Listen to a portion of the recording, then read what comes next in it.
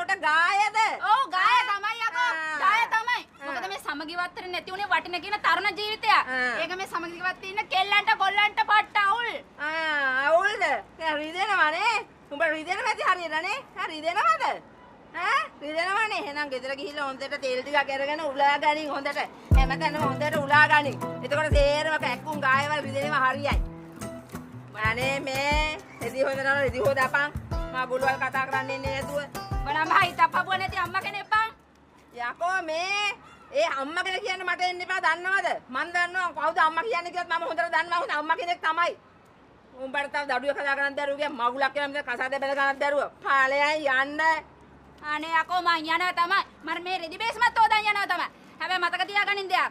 මේ වත්තේ උඹට කුණු පිටතර ගහන්න කලින් මම උඹට ඇවිල්ලා කිව්වේ මේක මනුස්සකමට.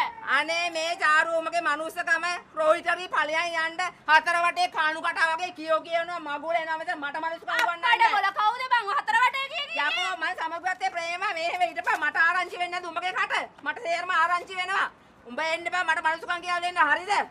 ගෙදර ගිහින් ගාගනින් හොත තෙල් මගුලා කියන්නේ නැහැ මෙතන. කොහෙද දන්නේ ගාගන්න? මේ ඕන තරක ගානම වරේ මේ හොඳ රත් කරලා උලන්නම් කියන ඕන තරක. ගාගනින් ගිහින් උඹගේ තෙල්